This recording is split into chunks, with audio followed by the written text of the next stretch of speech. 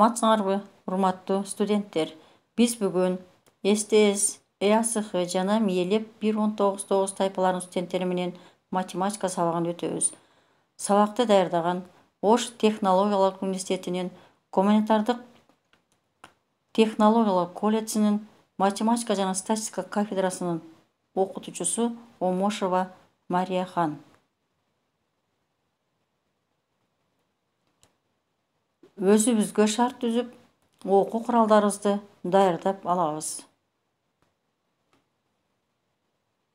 Бүгүнкү сабактын темасы көрсөткүчтүү теңдемелерди чыгаруу.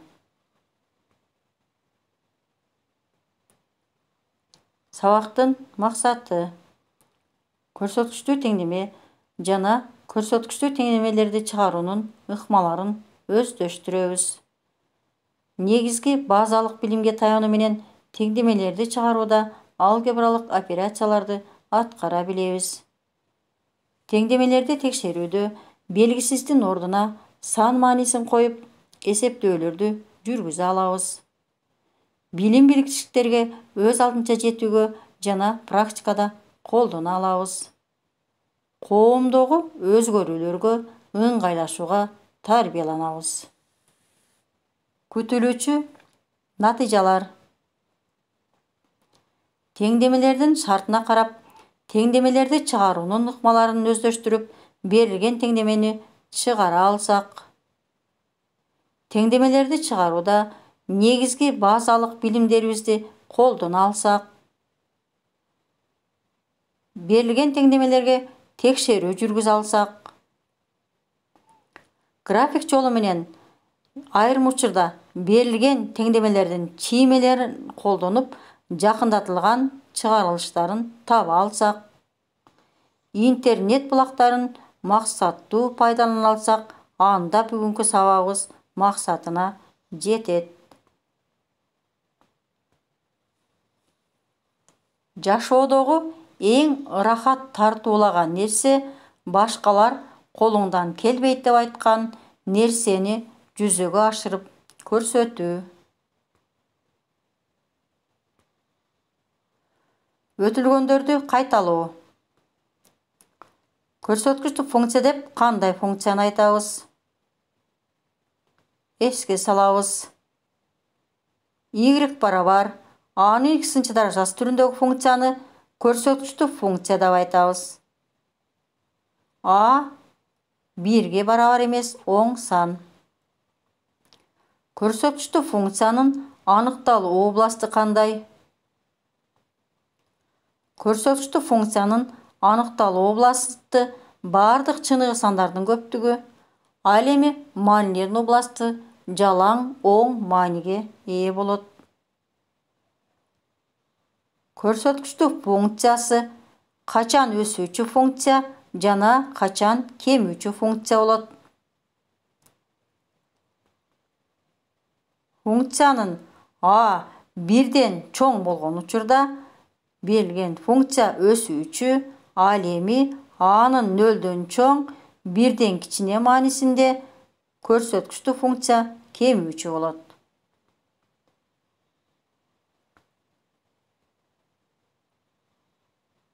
Биз ушул мезгилге чейин түрдүү теңдемелерди чыгарып келдик. Мурда өтүлгөн теңдемелерди эске түшүрөлү. Теңдеме деген бул белгисиз сан катышкан барабардык. Теңдемени чыгаруу деген теңдеменин тамырын табуу же тамыры жок экендигин далилдеп көрсөтүү.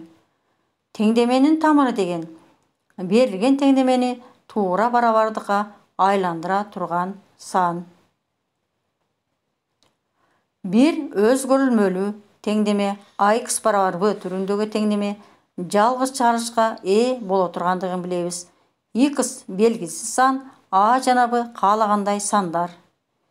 Эки белгисиздүү теңдемелер системасын чыгардык. Квадраттык теңдеме AX квадрат плюс BX плюс C барабар 0 түрүндөгү теңдеме 2-ден кем эмес тамырга ээ. Анын тамырга ээ болушу дискриминантка байланыштуу. Дискриминант нөлдөн чоң болгондо 2 анық тамырға ие, дискриминант нөлгө барабар болгондо 1 анық тамырға ие, дискриминант нөлдөн кичине болгондо анық тамыры жок экендигин билебиз. Толук эмес квадраттык теңдемелерди чыгардык. X квадраттын коэффициенти a нөлгө барабар болгон учурунда, экинчи коэффициент b нөлгө барабар болгон учурунда жана бош мүчө с нөлгө барабар болгон учурда. Тригонометриялык теңдемелерди чыгардык. Иррационалдык теңдемелерди чыгардык. Белгисизи тамыр ичиндеги теңдемелерди. Бүгүнкү сабакта көрсөткүчтүү теңдемелерди чыгарууну үйрөнөбүз. Көрсөткүчтүү теңдеме деп A'нын x-нчы даражасы барабар B түрүндөгү теңдемени айтабыз. Мында x белгиси сан, A 1-ге барабар эмес оң сан. Теңдемени чыгарууда төмөнкү шарттарды эске алуу зарыл. Биринчи шарт: эгерде B нөлдөн кичине же барабар болсо, анда бул теңдеме чыгарылышка ээ болбойт. Анткени көрсөткүчтүү функция дайыма оң мааниге ээ. Экинчи: B нөлдөн чоң болсо, x-тин бул теңдемени канааттандыруучу бир гана мааниси болот. Үчүнчү: B санын A'нын с-нчы даражасы түрүнө келтирип алсак, анда көпчүлүк учурда көрсөткүчтүү теңдемени чыгаруу A'нын x-нчы даражасы барабар A'нын с-нчы даражасы түрүндөгү теңдемелерди чыгарууга алып келет.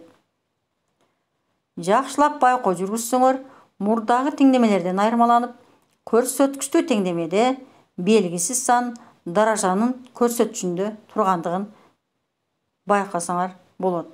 Мындай теңдемелерди чыгарууда төмөнкү ыкмаларды колдонобуз. Биринчи: бирдей негизге келтирип чыгаруу. Экинчи: жаңы өзгөрүлмө киргизүү жолу менен чыгаруу. Үчүнчү: жалпы көбөйтүүчүнү кашадан алып чыгуу жолу менен чыгаруу. Төртүнчү: график жолу менен чыгаруу. Бирдей негизге келтирип чыгаруу. Биринчи ыкмага токтолобуз. Бул сыяктуу теңдемелердин чыгарылыштары даражанын мындайча касиетине негизделген. Эгер бирден айырмаланып турган бир эле оң сандын 2 даражасы барабар болсо, анда алардын көрсөткүчтөрү барабар болот.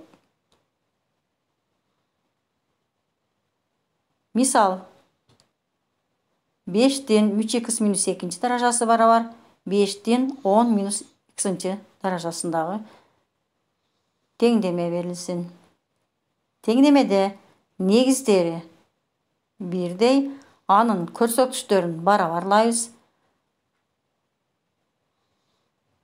Демек бизде теңдеме келип чыкты. Теңдемени чыгаруунун алгоритми боюнча чыгарып, берилген теңдеменин тамырын таап алабыз. Теңдеменин тамыры 3-кө барабар. Текшерүү жүргүзөбүз. Берилген теңдемедеги белгисиз сандын ордуна 3-тү коюп, барабардын оң жана сол жактарын эсептеп чыгарабыз. Эки жагы барабар. 5-тин 7-нчы даражасы барабар 5-тин 7-нчы даражасына.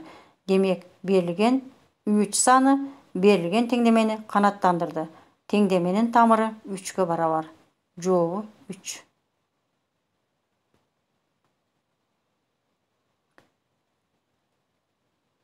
Экинчи мисалды карайбыз. 49-дун x-нчы даражасы барабар 7-ден 1-дин x квадратынчы даражасы. Бул теңдемени да бирдей негизге келтирип чыгарууга болот. 49-ду 7 деген негизге келтиребиз жана даражанын касиетин колдонуу менен 7-нин 2x-нчы түрүндө жазабыз. 7-ден 1-ден x квадратынчы даражасын бүтүн көрсөткүчтүү даражанын аныктамасы жана даражанын касиетин колдонуу менен 7-нин минус x квадратынчы даражасы түрүндө жазып алабыз. Анда теңдеме төмөндөгүдөй түргө келет. негіздері бірдей, даража көрсөткүчтөрүн барабарлайбыз. Теңдемени чыгаруунун алгоритми боюнча чыгарып, төмөндөгүдөй тамырларды алдык. Биринчи тамыры 0, экинчи тамыры -2. Текшерүү жүргүзөбүз.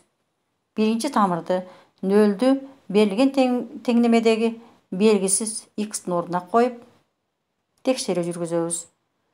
Ар кандай сандын 0-чү даражасы 1-ге барабар экендигин билебиз. Демек, 1 барабар 1. 0 берилген теңдемени канаттандырды. Экинчи тамырды коюп текшеребиз. Бүтүн көрсөткүчтүү даражанын аныктамасы боюнча, демек жана даражанын касиети боюнча эки жагы барабар. Башкача айтканда, -2 да берилген теңдемени канаттандырды. Берилген теңдеме 2 тамырга ээ. 0 жана -2. Жообу -2 жана 0. Экинчи ыкма жаңы өзгөрмө киргизүү жолу менен чыгарабыз. 9-ун х даражасы -3-түн х даражасы -6 барабар 0 теңдемесин чыгарабыз. Берилген теңдемеде 9-ду 3 деген негизге келтирип, даражанын касиетин колдонуу менен төмөндөгү теңдемени алабыз. 3-түн х даражасын y өзгөрмөсү аркылуу белгилеп, 3-түн х даражасынын ордуна y-ти коюу менен y-тин квадраты -y -6 барабар 0 деген теңдемени алдык. Бул теңдеме квадраттык теңдеме. Теңдемени чыгарабыз. Дискриминант 25, 0дөн чоң, 2 анык тамырга ээ. -2 жана 3. Эми 3-түн х даражасы барабар y деп белгилеп алган y-тин ордуна биринчи жана экинчи тамырларды коюп, берилген теңдемени чыгарабыз. Биринчи 3-түн х даражасы барабар -2.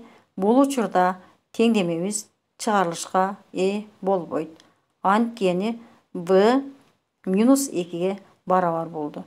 b -2ге барабар болгон учурда, b 0дөн кичине же барабар болгон учурда теңдеме чыгарылышка ээ болбой тургандыгын билебиз. Экинчи теңдемени чыгарабыз. 3-түн х даражасы барабар 3. Ар кандай сандын биринчи даражасы өзүнө барабар экендиги боюнча, демек теңдеменин тамыры 1ге барабар. Текшерүү жүргүзөбүз. Барабардыктын сол жагын эсептесек, 0 барабар 0. Башкача айтканда, берилген теңдемени 1 саны канаттандырды. Жообу теңдеменин тамыры 1ге барабар. Жалпы көбөйтүүчүнү каршыдан алып чыгаруу ыкмасы менен чыгарабыз. 3-чү ыкма.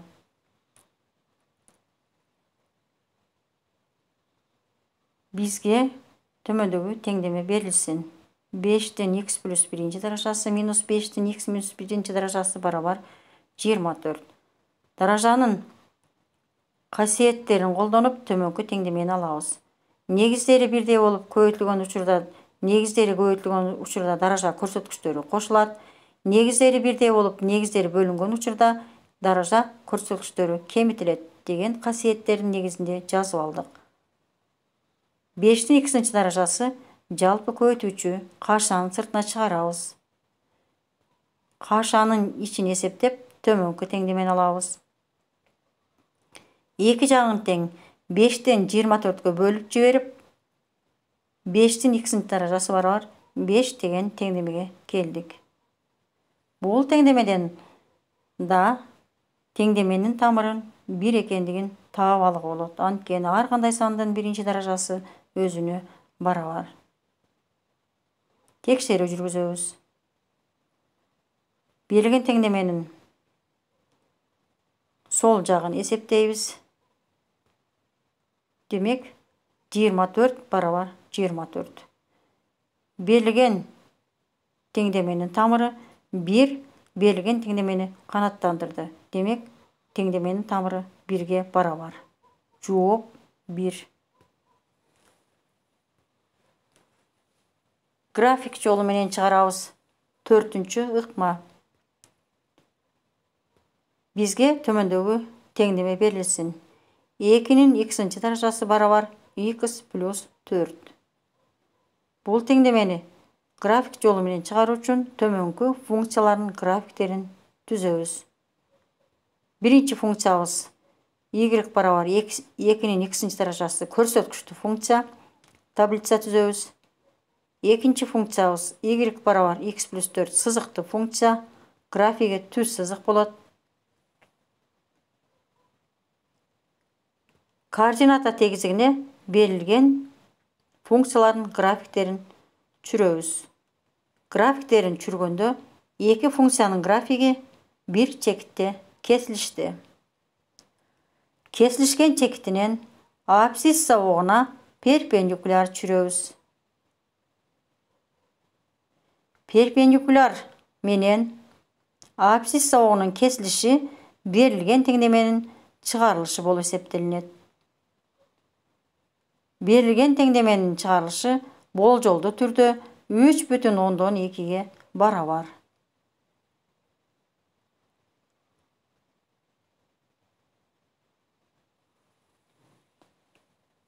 Суроолордун жоопторун табууга аракет кылалы.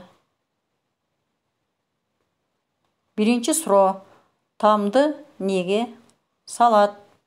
Экинчи суроо: бул нерсени канчалык ыргытсаң да сынбайт. Кааласаң бийик имараттардын чокусунан ыргытсаң да эч нерсе болбойт. Кызыгы сууга таштасаң сынат. Бул эмне? Бул суроолордун жоопторун WhatsApp группадан таап жөнөтсөңөр да болот.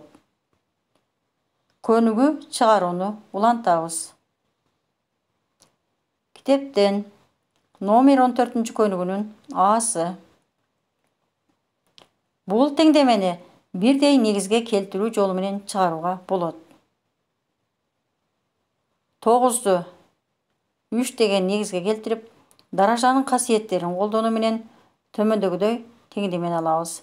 Негиздери барабар, даража көрсөткүчтөрүн барабарлап, теңдемени чыгаруунун алгоритми боюнча чыгарып, төмөнкү тамырды алабыз. X барабар -2.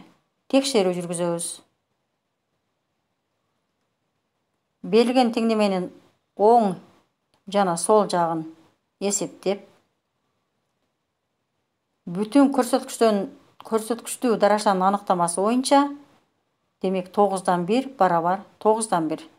Демек -2 берилген теңдемени канаттандырды. Жообу -2 барабар.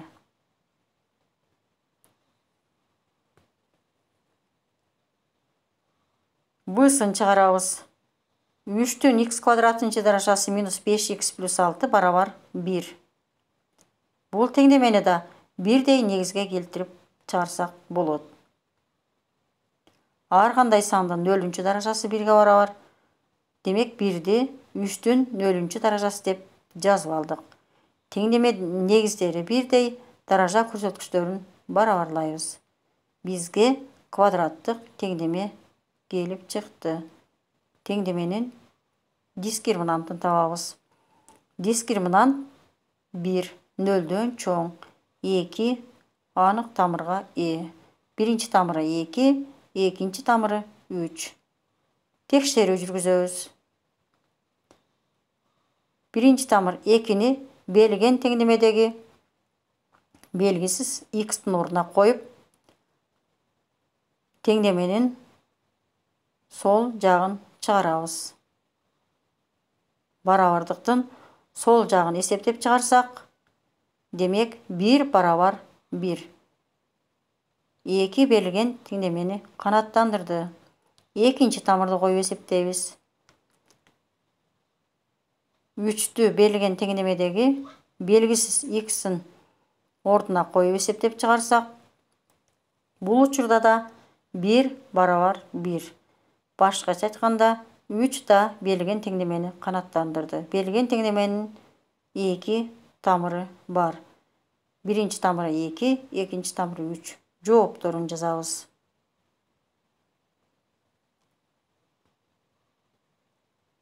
Кийинки көнүгү 25-тен 2 даражасы барабар 5-тен 3 минус 2 даражасы. 25-ти 5 деген негизге келтиребиз жана даражанын касиети боюнча төмөнкү көрүнүштөгү теңдемени алабыз. Негиздери бирдей даража көрсөткүчтөрүн барабарлап, теңдемени чыгаруунун алгоритми боюнча чыгарып, теңдеменин тамырын таап алабыз. Теңдеменин тамыры 1-ге барабар. Текшерүү жүргүзөбүз. Барабардыктын оң жана сол жагын эсептөө менен, демек 25 барабар 25. Берилген теңдемени 1 саны канаттандырды. Демек, теңдеменин тамыры 1-ге барабар. Жообу x барабар 1.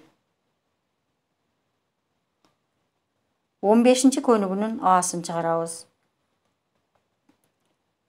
Берилген теңдемени жалпы көбөйтүүчүнү кашанын сыртына чыгаруу ыкмасын колдонуп чыгарабыз. Даражанын касиеттерин колдонуп, теңдемени төмөндөгүдөй көрүнүштө жазып алабыз. 3-тен 2 даражасын кашанын сыртына чыгарабыз. Кашанын ичин эсептейбиз. Берилген теңдеменин 2 жагын тең 7-ге бөлүп жиберсек, 3-тен 2 даражасы барабар 3 деген теңдемеге келди. Бул учурда да теңдеменин тамыры 1. Анткени ар кандай сандын 1-нчи даражасы өзүнө барабар. Текшерүү жүргүзөбүз. 1-ди берилген теңдемедеги белгисиз x-тин ордуна коюп, эсептөө жүргүзөбүз. Демек, 2 жагы тең. Башкача айтканда, 1 дагы берилген теңдемени канаттандырды. Теңдеменин тамыры 1-ге барабар.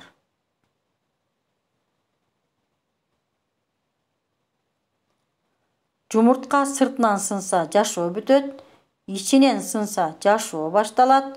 Улуу иштер да алгач адамдын ичинде жаралат. Тапшырмалабыз.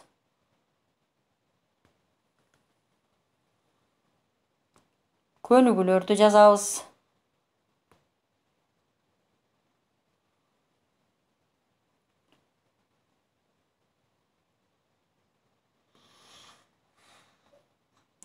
Андан тышкары төмөнкү баш катырманы дагы бири-бири менен байланыштырып, жоопторун таап келесиңер.